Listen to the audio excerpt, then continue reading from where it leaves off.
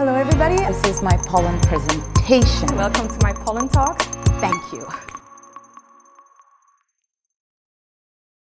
So as you know, Ministry, Belgium is one of the rare countries that is still in support of deep sea mining, and this absolutely needs to change by July 23.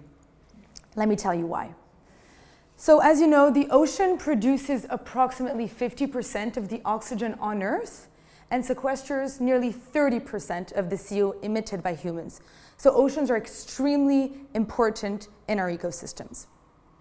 So now let's dive into what the deep sea is. So the deep sea is an area in the sea where there is no light, under 200 meters deep, or where continental slopes begin. And basically, who is controlling this area? It's areas basically that are not under national jurisdiction, but that are international waters. The UN in the 1980s decided to create the International Seabed Authority, ISA, that you know, that basically controls this area.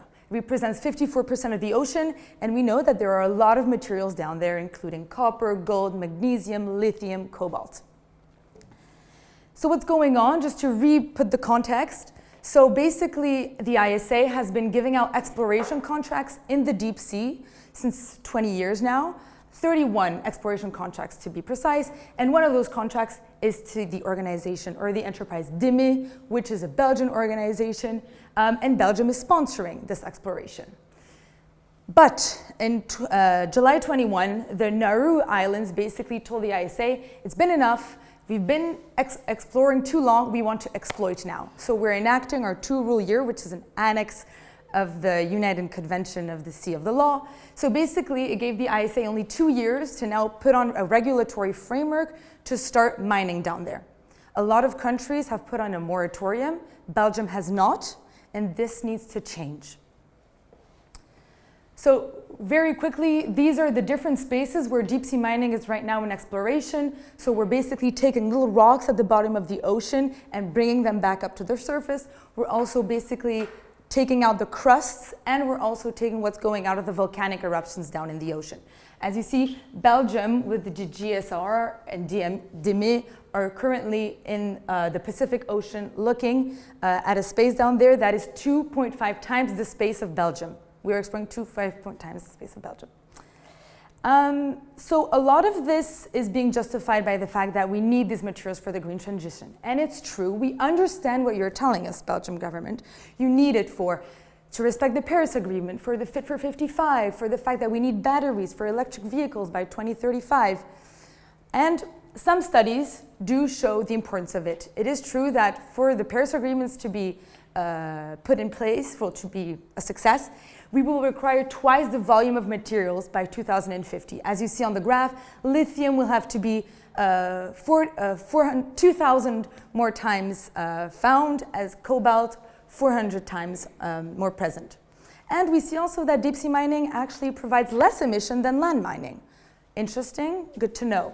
And finally, the crust that we've already identified in the Pacific Ocean could already provide 20% of the global cobalt we need for this transition. So we know these arguments, yet it's too high of a risk.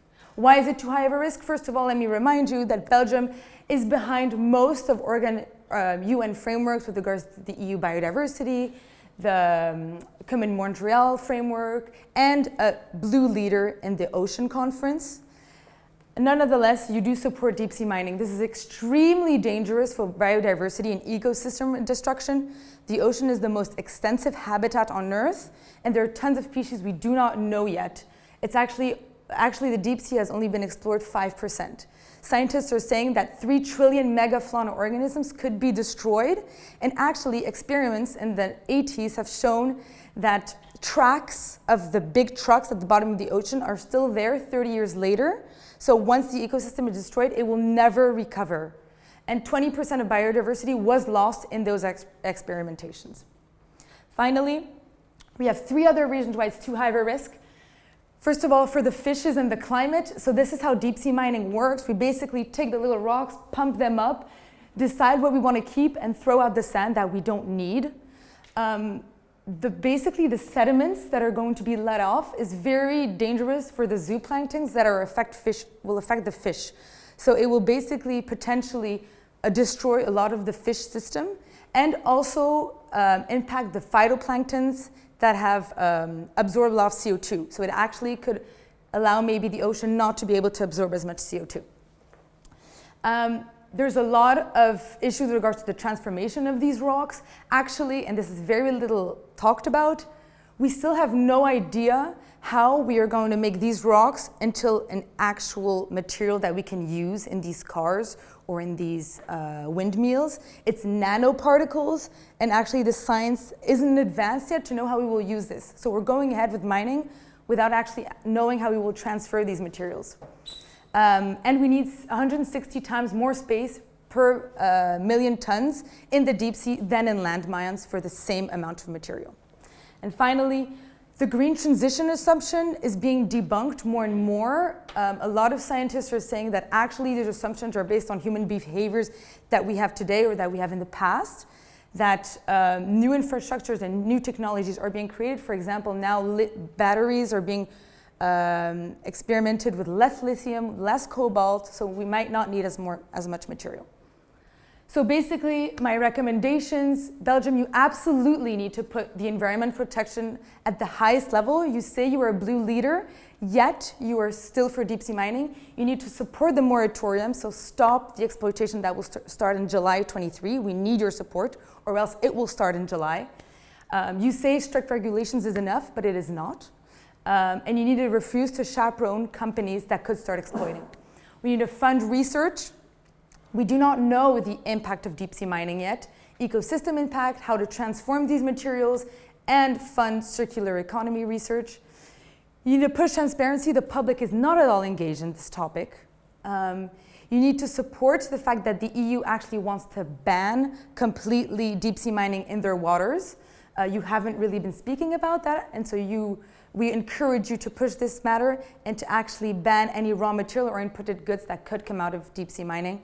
And finally, ensure equitable benefit sharing. So if deep sea mining were to take place, we still have no idea how the benefits will be shared. The ocean is for everybody, according to the UN convention, and yet it could potentially just benefit some enterprises and countries.